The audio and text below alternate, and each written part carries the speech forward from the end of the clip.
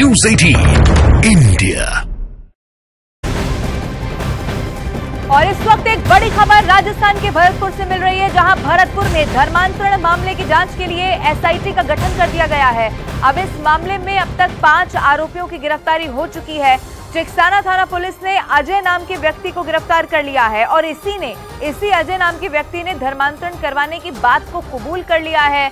लेकिन ये बहुत बड़ा पर्दाफाश हुआ है। आगे भी आपको बता दें कि ये बताया गया कि धर्मांतरण के लिए 10,000 रुपए मिलते थे। धर्मांतरण की जांच के लिए बाकायदा एसआईटी का गठन कर दिया गया है और ये आरोपी, जिसका नाम अजय बताया जा रहा है, जिसने इस बात को कबूल कर लिया है धर्मांतरण करवाने की बात को, इससे जब पूछताछ होगी तो ये कैसे बड़ा नेक्सस क्या चलाया जा रहा था, कब से ये सब कुछ चल रहा था, अभी बहुत सारे ऐसे खुलासे हैं जो होना बाकी हैं।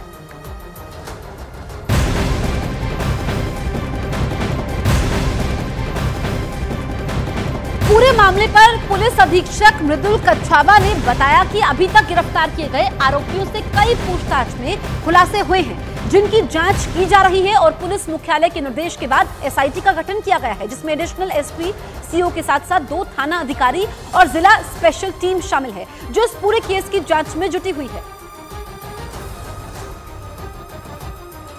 इस प्रकार की जो घटनाएं लगातार सामने आ रही हैं, इनके विस्तृत और गहराई से अनुसंधान करने के लिए इस एसआईटी का गठन किया गया है। एसआईटी को कुछ टारगेट्स और टास्क दिए गए हैं और लगातार उसकी मॉनिटरिंग स्वयं मेरे द्वारा की जाए।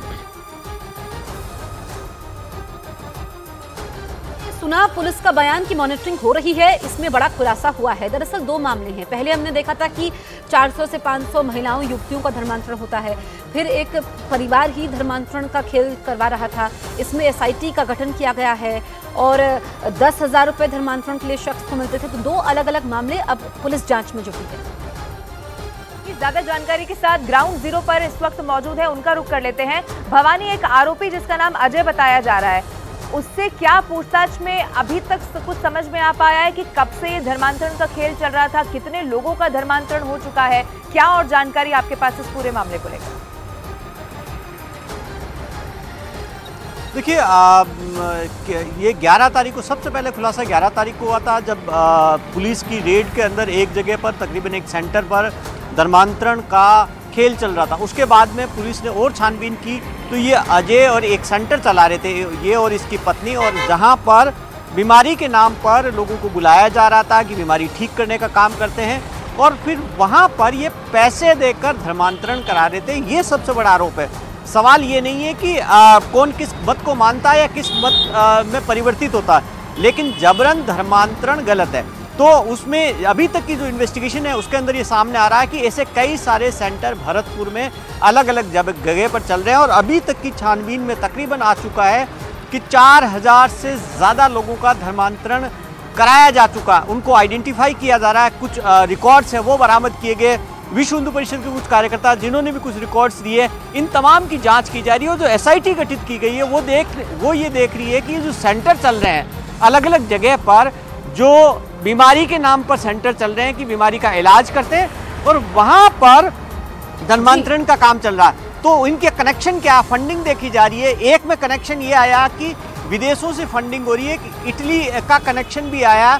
तो क्या इसमें कोई इन्वॉल्व है? और मिशनरीज पे जो आरोप लग रहे हैं कि कौन सी संस्थाएं ऐसी है जो यहाँ पर जो पैसों को लेकर जो फंडिंग हो रही है भरतपुर के अंदर, कि सिर्फ भरतपुर के नहीं, क्योंकि इसके अंदर यूपी के जो लोग सामने आए थे, 2 लोग जो पादरी आए थे वो यूपी के थे।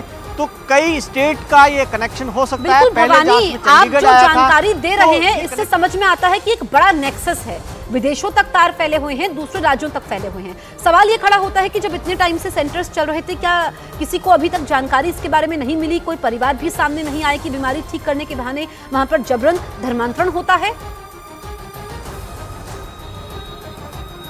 देखिए, सेंटर चल रहे थे, क्योंकि ये अगर 11 तारीख को अगर हंगामा नहीं होता भरतपुर के अंदर एक होटल के अंदर, जहां पर धर्मांतरण के लिए एक चंगेजी सभा आयोजित की थी, उसी से ये खुलासा हुआ। उसके बाद में जब इन्वेस्टिगेशन शुरू हुई तब सामने आया कि अलग अलग जगह पर इस तरीके के सेंटर चल रहे हैं।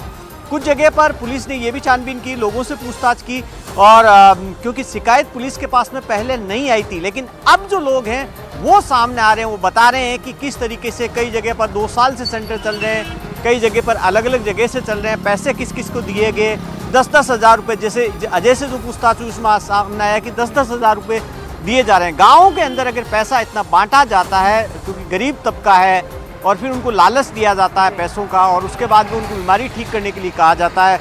कईयों को ये कहा गया कि आप जो हिंदू देवी देवताएं हैं उनकी मूर्तियां घरों से हटा दीजिए, अलग अलग तरीके से। लेकिन ये लंबे समय से जो अभियान चल रहा है इसको पुलिस अब क्रैकडाउन करने की कोशिश कर रही है और इस गिरोह के जो मास्टरमाइंड है उनको दबोचने की कोशिश है, क्योंकि जिस बीरेन्द्र सिंह का नाम आया, जिसके वीडियो थे, हो सकता हो कि पुलिस चंडीगढ़ भी जाए, ये भी पूछताछ करे और कौन कौन लोग इन्वॉल्व है, तो आने वाले कुछ दिनों में और बड़े खुलासे हो सकते हैं। ठीक है भवानी, इस खबर पर आप नजर बना के रखिएगा। फिलहाल बहुत शुक्रिया हमारे साथ जुड़ने के लिए। आगे बढ़े, आपको बताएं प्रधानमंत्री नरेंद्र मोदी ने 370 हटाने और अयोध्या में भव्य राम मंदिर बनने का जिक्र करते हुए कांग्रेस पर जमकर निशाना साधा। साथियों, कांग्रेस ने दशकों तक जम्मू कश्मीर से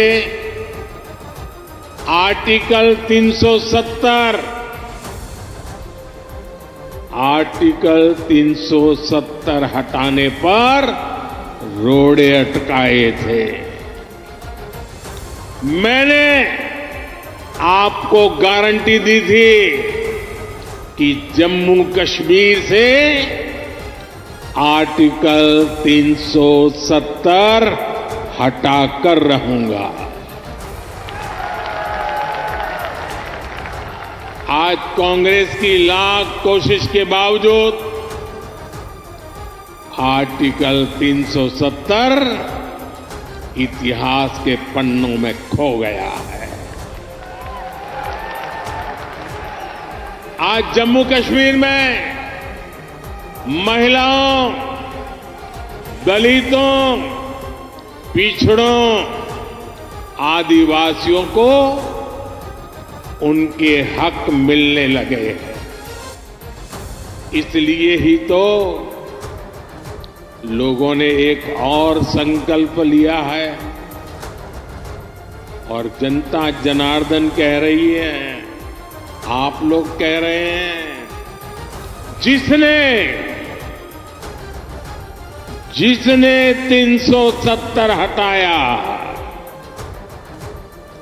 जिसने 370 हटाया, उस बीजेपी का टीका 370 सीटों से होगा।